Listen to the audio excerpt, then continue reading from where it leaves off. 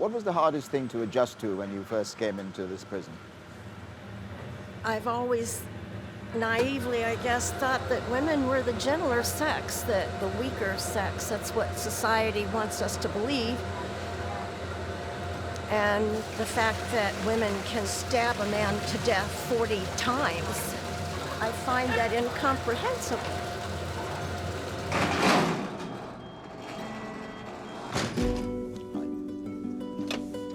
South of Chicago, in the state of Indiana, 2 prisons hold some of America's most dangerous female criminals. The Rockville Correctional Facility and Indiana Women's Prison house over 1,800 offenders. Many are serving long sentences for extremely violent crimes. Some will end their days here. How severely was the victim hurt? The bullet came into close contact with his eye and it Shot him in the face? Yes. For 4 weeks, I was given access to a world and a culture, the like of which I've never known. So you were classed as a baby killer? I was that, I am that. I'm a lot more than that as well, but that's who I am. America imprisons more women than anywhere else in the world.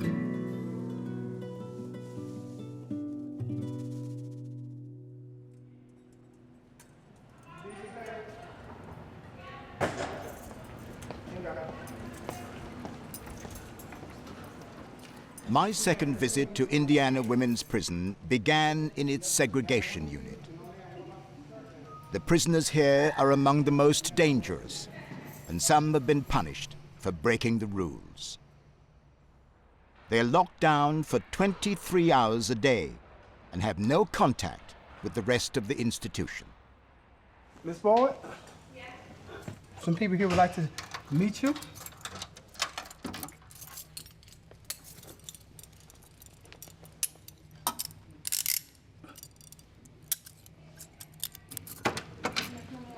Yes, I'm gonna close the door behind you.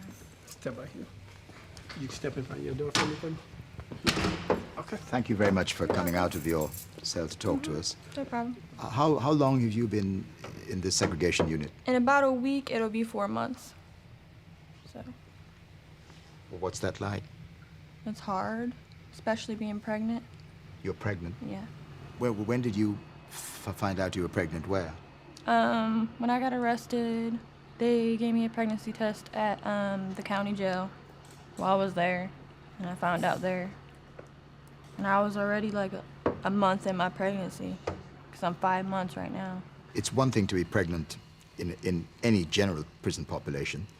It must be particularly agonizing to be pregnant and to be in a segregated cell.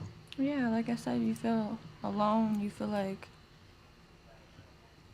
I mean, it's so depressing to where like every day at 6 o'clock when we get mail, you sit there on your bed and you look under your door to see if you get mail. And when you don't, like I sit there and I cry because I feel like everybody just forgot about me. And being pregnant is even worse because my hormones are driving me crazy. 1 minute I'm mad, 1 minute I'm even madder, 1 minute I'm really upset. It's just an emotional roller coaster in this little room by myself. When was your last communication with the father of your child? Before we came here.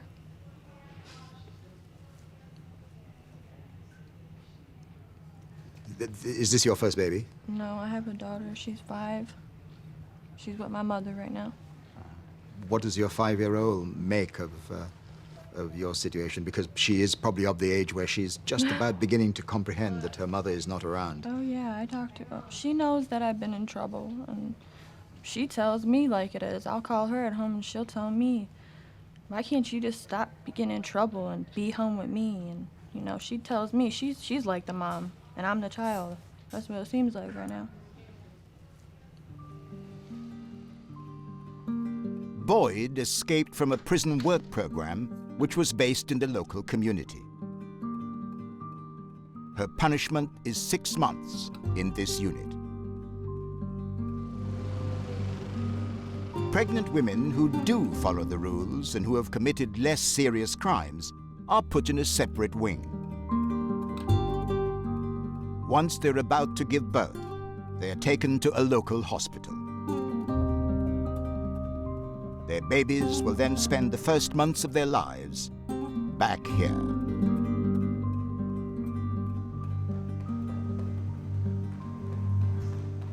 Brooke, how long have you been in prison? I've been here since September. And when was your... He was born December 6th. What's his name? Zayden. Zayden. How well did they look after you in this facility when you were in the advanced stages of your pregnancy? They looked after us really well. Once I had to go and be induced, so they took me out like Wednesday evening, and I went to the hospital, got induced, and I had him later on that night. And we get to stay there 24 to 48 hours, depending on whether you bottle feed or breastfeed. How does that work in hospital? Do you have somebody looking over you? You have a guard there while you give birth? Yes, the officer usually sits in the room 24/7, and you're shackled to the bed unless you're in active labor. Then they actually let you stay unshackled until you give birth. After you give birth, you have to get shackled back to the bed. You're shackled to a bed? Yes. Just your ankle. Just your ankle, but you're shackled to a bed? You're shackled, yes.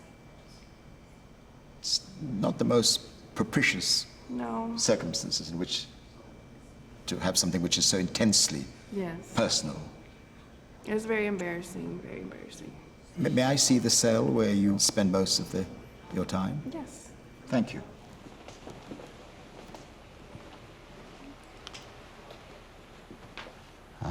See, yes.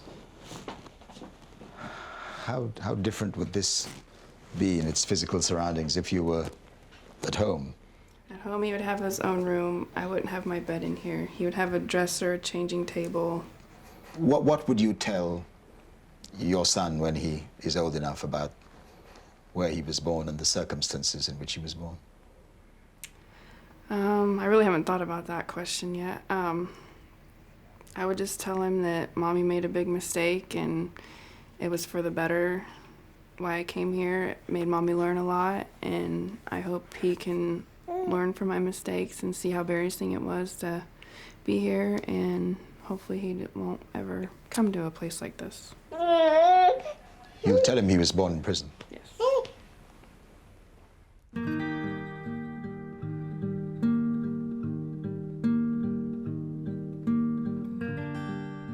It's visiting time, and Kim is preparing to take baby Gabriella outside the unit.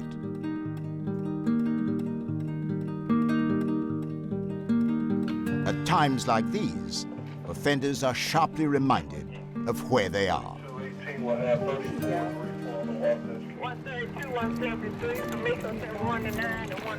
So you have to be accompanied on these visits out, Kim, do you?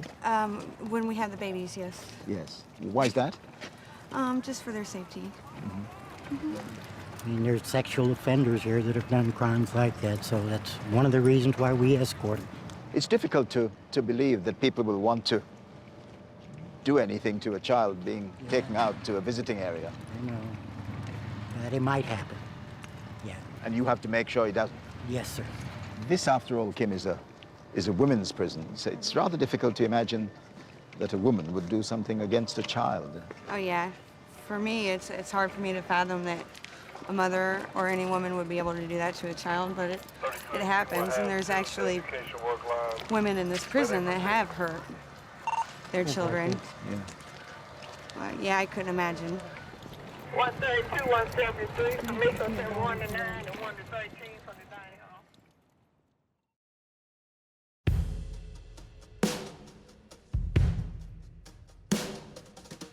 This is Rockville Correctional Facility, the largest women's prison in the state of Indiana, with more than 1,200 convicts.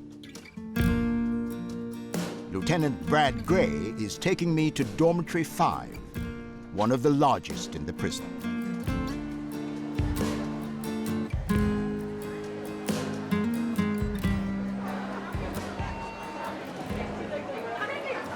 Inmates here are allowed the freedom of the unit during the day, Come nighttime, they're locked in, 16 to a room. Are there outbreaks of disorder with 16 women in one small space? Occasionally, yeah, we have, just like any other environment where you have that many people in a small space, once they get on each other's nerves to the point that they feel a physical altercation or a verbal altercation is their only means of resolution, then we'll have arguments or fights from time to time. Much more fundamentally, how do you choose, or do you choose, who is one of the 16 in one of those rooms, and how do you do that? We just do it through the offender's behavior. Those offenders who display more difficult behavior, we have closer to the officer's station. Would you put, say, somebody who's been guilty of check fraud with somebody who's committed murder? Would you put them in one dome? Yes, we would, because it again is predicated more by the offender's behavior once they're in the environment than it is by the crime that got them. Yes, absolutely. I'd been told about one of the most difficult people in this unit. Kiana Ball is in for armed robbery. Hello, I'm Trevor. I'm Kiana. How are you? I'm good. It's a very crowded space to be in. Yes, it is. It's kind of odd being in a room with so many females and not really having your own personal space. Like, you have your own personal space, but it seems like it's not enough. What's the atmosphere like when everybody's here? It can be a little off balance, a little frustrating, because all the different moods and attitudes it's like a lot of different personalities, and they tend to clash, and you have like half the room has their good days and then half the room has their bad days, so it's like, it's real crazy. It's real crazy. Out of earshot of her cellmates, I asked to talk to Ball about her crime.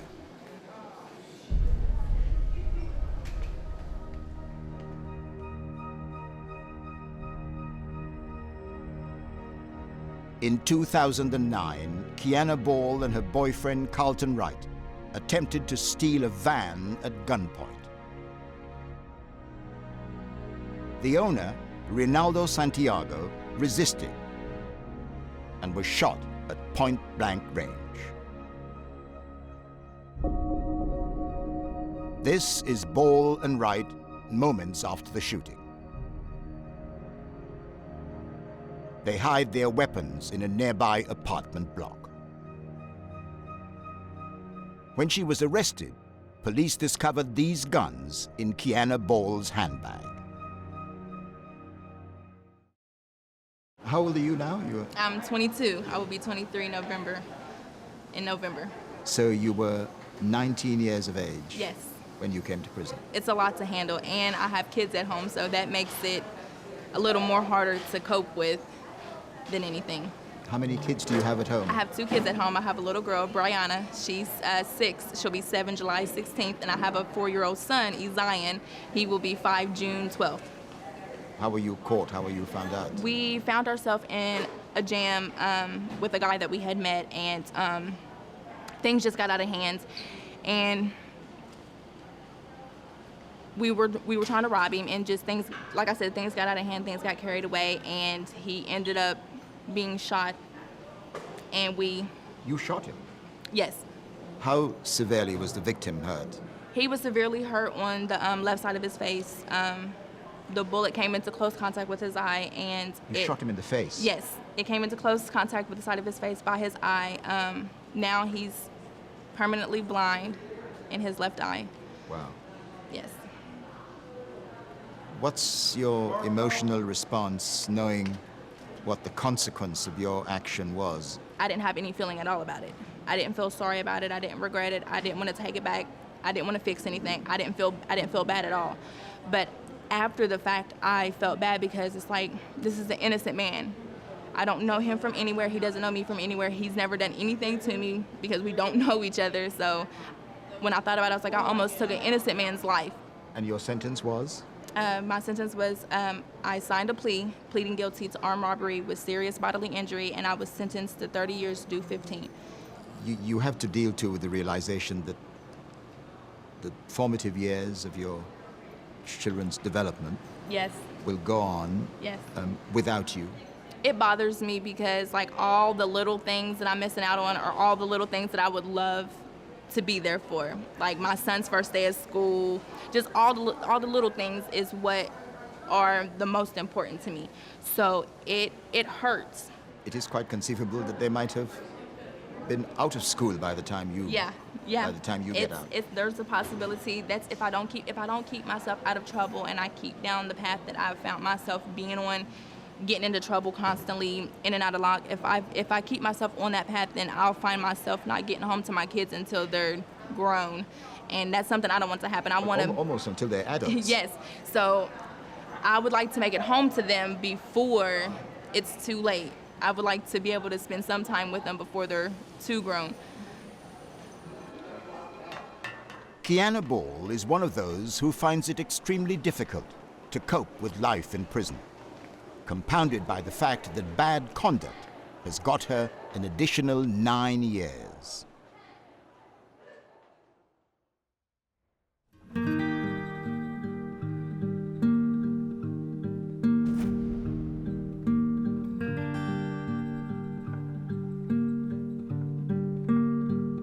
Evening recreation at Rockville.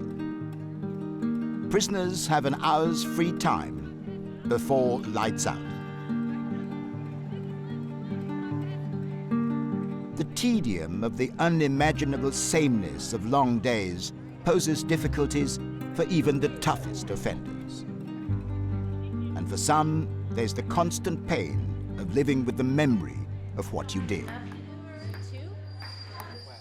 Dawn Hopkins was convicted of the battery and manslaughter of her 3-month-old son. After almost 15 years, she's about to be released. Hello. Do you mind if we interrupt your game for a brief while? No, that's okay. How much time do you get to play table tennis every day? We spend about an hour a day doing it Monday through Friday. It gives us something to do and gets us off the housing unit. It's a little bit of exercise, but it's not real intense. How long have you been at this facility? I've been incarcerated at this facility for 1 year, but I've been incarcerated for 14 and a half years. 14 and a half years? Yes, but it's almost over. I have 2 years left. In like 29 months, I go home. In your darkest moments here, have you reflected on the circumstances which actually brought you to prison? Yes. 3 months into my incarceration, I tried to take my own life because I couldn't deal with the guilt of what I had done to bring myself here. I was very lucky that an officer found me and saved my life. I hung myself 3 months into my stay. You tried to hang yourself? Yes, I did. I was facing the rest of my life incarcerated. I was 25 years old. I had taken another person's life, and I couldn't live with that. And I did try to take my own life when I was first incarcerated. So the trigger for your attempting to take your own life was the fact that you were looking ahead at this vast expanse of time that you had to do in jail? And the guilt of taking somebody's life, the pain that I had caused my family, and I just felt like I was never going to be able to do anything positive with my life ever again. It must be strange to think of going home after all this time. Actually, it's terrifying. The world has changed in so many ways. And when I'm done, I'll have done 16 years. And the amount of ways that the world has changed in that time, it's scary. And I don't have a lot of family support, so it'll be like standing on my own 2 feet for the first time in my life. What was your early life like? I was a full-time college student. I have a bachelor's degree in accounting, and I ran a bar that my stepdad owned. When I go home, I also have a degree in philosophy that I've earned since I've been incarcerated. When I go home, I'm hoping to eventually own my own bakery, coffee shop. I want to get my pastry chef license and do that kind of stuff when I go home. You seem to have worked it out pretty well. You seem determined not to be somebody who comes back, and you have a plan for your life in the future. Absolutely. I think that's what you have to do. You have to set goals, and you have to turn your dream into a goal. Set the steps and accomplish them one at a time to be able to reach your goal. Otherwise, you're just treading water.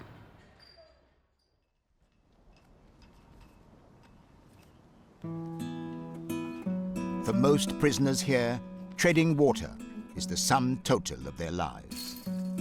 And I'm about to meet a woman who has spent more time in prison than any other in the state of Indiana.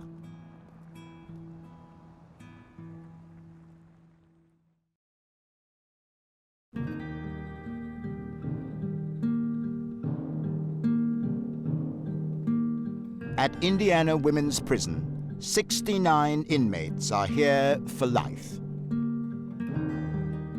They will, of course, be denied any chance of a return to their families. For the majority, that's the agony that constantly haunts them. One of the prisoners here came to this place years ago as a teenager. This is called the Programs Building. My escort is Officer Frank Bryan. Hello. Morning. Welcome. Thank you. M2, This M1. is our community outreach. These ladies up here are working on a quilt, I believe. Disregard the visiting room meeting. Okay. Meet you What's at 9 o'clock. these are some examples of some of the things they're making. I've been here since I was 16 years old. I've done 38 years, so. You've been no, here since I don't get six- out- Yeah, I don't get out much. Yeah. You've been here since you were 16. Yes. Yeah, but, That's a pretty early age to come to prison. yeah. I'm the youngest, I was the youngest offender ever here, and now I'm the longest one to have ever spent as much time here. Yeah. That's your tag, yes? Yes, I've got the shortest DOC number. Which year did you come to this prison? Which year? In which year? 75, 1975. 1975. Yes. I've never driven a car. I never went on a date. Never had a checking account. I was never able to be a mother. But a lot of these people in here that are younger, I'm mom. Do you have many family connections? Do people come to visit you? My sister does with her kids and her grandkids. So I still have a connection out there. Yeah. How do they regard you? What do they think of you and of your situation? Oh, they want me to come home. They want me to, That hurts. yeah. My two nieces, they went and broke their piggy bank and took their money to their mom, my sister, and said, "Is this enough to get Aunt Cindy out?" Gosh. Yeah. And that's what makes me emotional. It's very difficult for me to talk to somebody who's been in this situation for 38 years when I look back on my life and think all the things I have done in that time. Yeah. And to some extent, yours has... It's in a box. You came into prison at age 16. What for? Murder. I committed murder. What were the circumstances in which you killed someone? I was abused. I was extremely abused from basically a home that I was living at. And I tried to leave, and I set a fire trying to get out, and it got out of hand, and they died in the fire. So you started the fire? Trying to escape. Right. And how many people? 6. 6 people were in the house? Yes. And they died? Yes. Did you not know there were people there? I knew the people were there. What I was thinking was, if I set a fire, then everybody can get out and I can run. That was my intentions. The fire got out of hand. How quickly were you apprehended? A couple of months later. I was in the hospital because I had burns. Yeah. So you burnt yourself too? Trying to save them. That's how I got burnt. I kept trying to go back into the house to get them. Didn't work? No. This is probably a brutal way of putting it, and I acknowledge that, but the fact is, for you, this is it. Right. You will end your life here. You will end your days here. Mm-hmm. Yeah. I am looking forward to growing old in here because... You're looking forward to that? Yes, because, you know, I'm going to know that my life is not going to be much longer. And there's something always positive on the other side, and I believe that. It's very good to meet you. It's good to Thank meet you. you. Thank you. Thank you for talking to me. Thank you. God bless you, Thank you. all of you.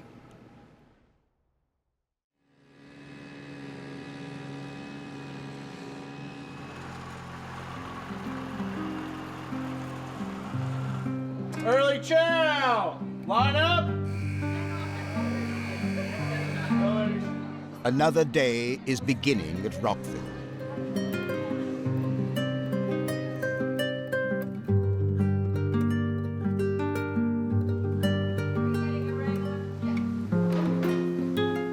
Although the majority of inmates here will be released into the community one day, prisoners talk endlessly about the years of family life they have missed.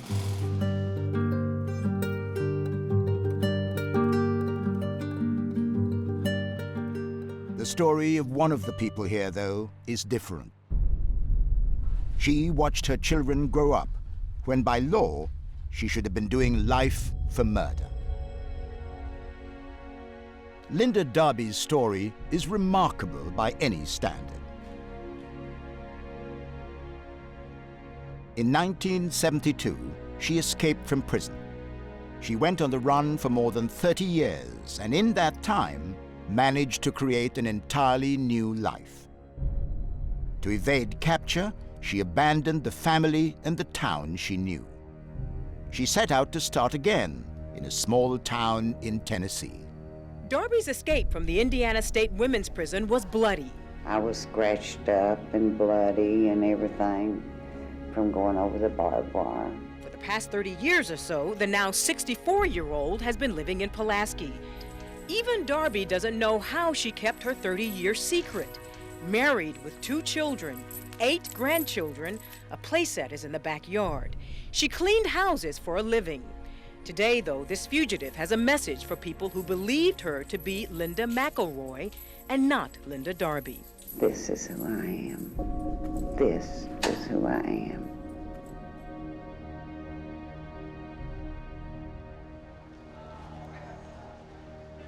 So you escaped and you decided to make a clean breast of it, start a new life. I just changed my last name, changed 1 digit to my Social Security, and that's how I survived. Were you always in a position where you were looking over your shoulder, wondering whether the next tap on your shoulder would be that of an arresting officer, a policeman, somebody in authority? There's always the chance. I just kept asking God, please let me raise my children. I couldn't imagine them not being able to take care of themselves. Did you ever confide in anybody at all about what had happened to you? No. There was nobody you felt you could talk to about your life in prison before? I knew that if I involved them, then that would put them in the middle of it too. So no, I did not. But it must be difficult when people talk about their lives. You know, you drift into talking about what you did earlier. How was it possible never to mention anything about your past to your closest friends? It was hard. It was very hard. But I just kept it within. On the day that policeman came to your house, on that fateful day, what were you planning to do on that day? I had just got through working. I was working for cleaning house that day, and we had came in, fixed dinner, and I was sitting at the kitchen table smoking a cigarette. My daughter went to the door, and Joe Robinson, who was the policeman that came to the house, and I knew him for 30 years, he said, I'm going to show you this picture. And Linda, tell me if you know who this person is. And I said, it's me. He said, no. He said, I told them they were wrong. He said, I've known you 30 years. I said, Joe, what's the sense of me lying? I could sit here and lie all day to you, and fingerprints don't lie. I said, you'd know it as soon as you took my fingerprints. What did you say to your children? I told them. And they said, Mom, we're behind you 100% because we know you didn't do it. I told them that back in 1970, I was accused and convicted then of killing my my second husband. What did they say? They said, we don't believe it. We know you didn't do it. And my husband said the same thing. Were you surprised that you were an escaped prisoner for so long? Did it surprise you? Mm-hmm. And now? And now, all I can do is try my best to work my way out legally, walking out the front door. I've never heard a story of somebody who's been on the run for 35 years. I've never heard anything quite like it.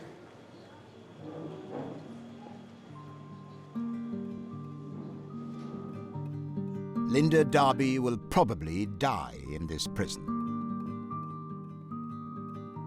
But unlike the other women here, she has memories of 35 years of freedom.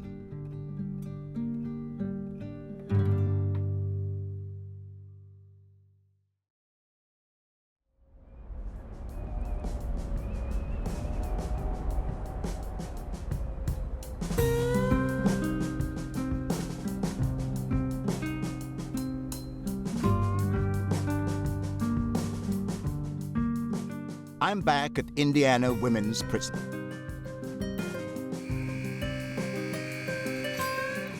I'm here to see one inmate whose story I had found particularly disturbing. Cindy White has the unenviable record of being the longest-serving female prisoner in the state of Indiana. Release for her is unlikely. At the start of her sentence, she was a teenager. She's appealed against that sentence again and again. Cindy White was in court again today, and her attorney asked the judge for just one thing. That the court consider whether she was competent to stand trial at the time that she went to trial in 1976. But the Johnson County prosecutor says Cindy White deserves to be in just one place. In prison for the murder of a number of people. 6 people, Charles and Carol Robertson, with 4 of their children, who all burned in a fire that White set more than 20 years ago in this Greenwood neighborhood. I set the fire. It wasn't to kill anybody, it was to ask, my way of asking for help. But White now says that she was not fit to stand trial back in 1976. She claims that she had been traumatized by years of sexual abuse by her father and even by the people she eventually murdered. Today, Cindy White hopes that a judge will overturn her murder convictions. None of her appeals has been successful. Her last was about 10 years ago.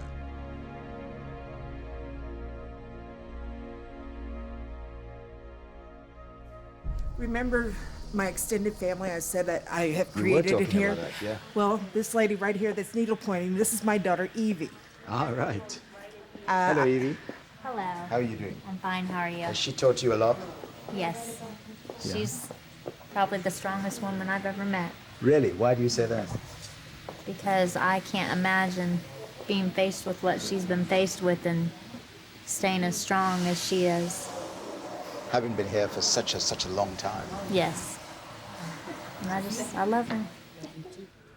Here, it's kind of like you see what you get.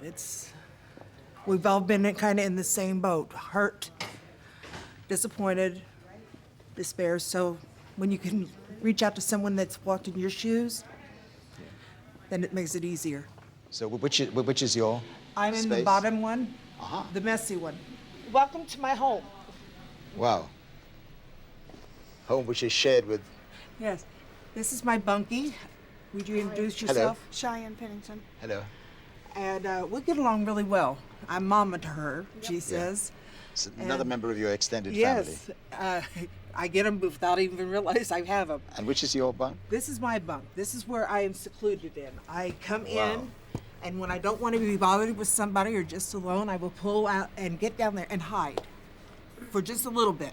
You must have seen people come and go here over the years.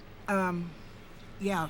This unit, there's a lot of ins and outs, what we call. They finish their time and they go home. And I really don't deal with them too much because, well, it hurts.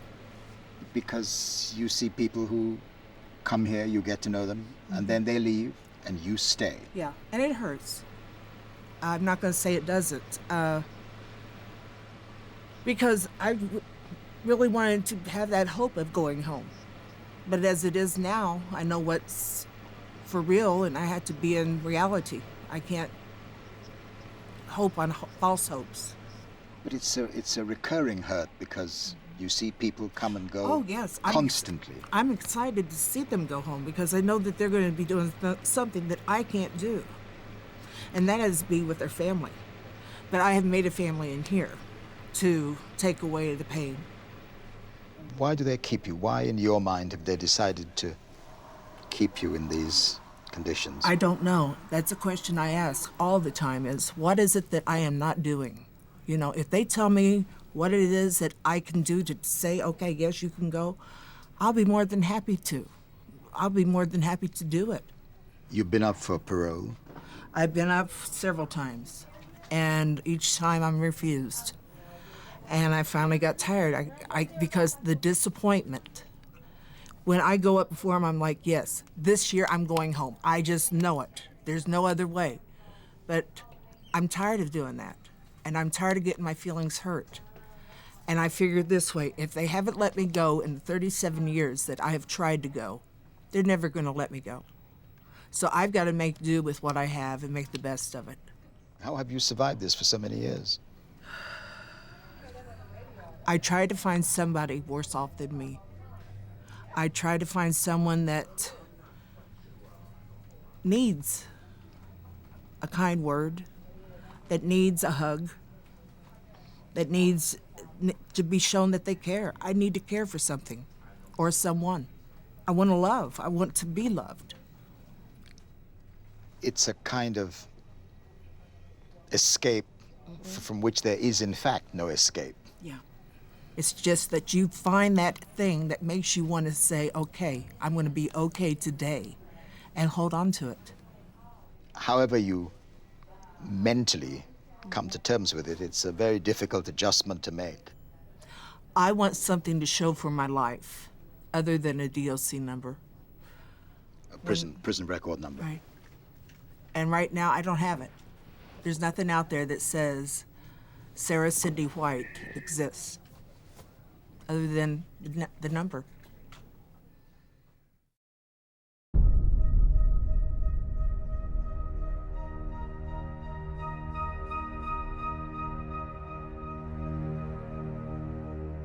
I'm on my way again to the Rockville Correctional Facility. For the last time.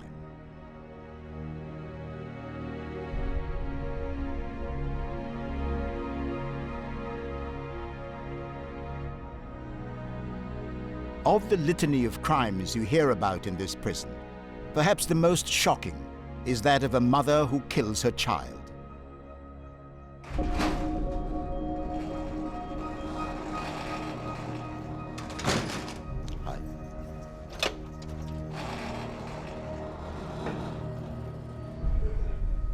I'd come to see an inmate I'd met before. Dawn Hopkins is now looking forward to her release. She had been forced to give up her first 2 children because she'd abused them.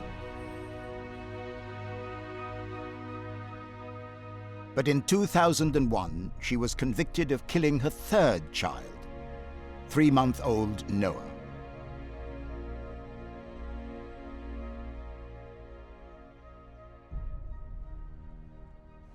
How often do you reflect on the chain of circumstances which actually got you here? sometimes it just sneaks up on you like that, and you don't even realize it, and you're happy, and then you realize that you're sad, you know, and it's something that maybe it's a song that played or something that somebody said, or last weekend was Mother's Day and somebody wished me a happy Mother's Day, and it was not good. It just brings all of that back. Your son was only 3 months old. The realization that you took the life of someone to whom you gave birth must be probably the most horrendous thing of all. Absolutely. You know, I can still remember when I found out I was pregnant. You know, I was 6 weeks pregnant, and they did this ultrasound, and there was this little life, and, you know, they told me he was like 1.5 inches long. And at that moment, you could see his heartbeat, and I promised at that moment to keep him safe forever. And I didn't. And that makes me feel like a monster. And it makes me feel like I don't even deserve to be alive some days. As an educated person, you must go through a lot of self-analysis. You must look back and try to analyze your actions. I honestly don't even have an answer for you. I don't know. I struggled with postpartum depression after the birth of my son. I was seeing a psychologist regularly. I was actually in his office the day that I took the life of my son. It was a normal everyday day. I had been to the craft store to buy a Christmas stocking for him. It was right before Halloween, and I sat, you know, working on the little felt pieces for this stocking for him for his first Christmas, and you know, it was just him and I that day, and I don't know. He was fussy because he was had a cold, and I don't know. I lost my temper, and I should have been better than that. Was that a moment of blind rage? In a moment, life changed, you know. I was sitting on the couch, feeding him, giving him a bottle, and talking to my mom on the phone, watching The Simpsons. And 15 minutes later, I was on the phone to the paramedics, getting instructions on doing CPR because he wasn't breathing. Wow. Gosh, that's a terrible moment. Life happens in a moment, you know, and you take life for granted. You never realize what moment it's going to be that your life is going to change forever. What did you do when you discovered your son wasn't breathing? I called the paramedic. I called 911, talked to the paramedics, began performing CPR until a police officer came in and took over CPR. Then the paramedics got there. We all went in an ambulance to the hospital. They called in saying that they had a child coming in with unresponsive. So they had a chaplain there waiting to talk to me when I got there. And they were able to get his heart beating again, but due to the brain damage, he was not breathing on his own. So he suffered brain damage? Yes. He died from shaken baby syndrome. How quickly did they blame you for your son's death? But they didn't blame me. I was honest with them. I told them exactly what happened as much as I could remember, because at that point, all I wanted to do was save his life if possible, and it didn't matter what happened to me. Going through that long process of being in police custody, that must have been pretty traumatic, knowing what had happened. There were death threats made against me, and why people thought you were a child killer. A mother who kills her child is probably held up as one of the most horrific most contemptuous in our society. I mean, the most contemptuous would be a sex offender, you know, somebody that's a pedophile. Other than that, you're baby killers. So you were classed as a baby killer? I was that, I am that. I'm a lot more than that as well, but that's who I am.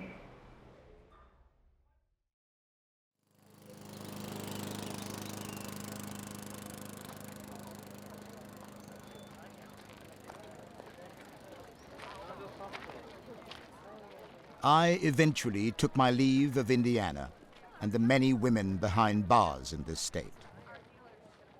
The thoughts that stay with me are of horrendous crimes and the staggeringly long sentences. But thoughts, too, of wasted lives and the families left behind.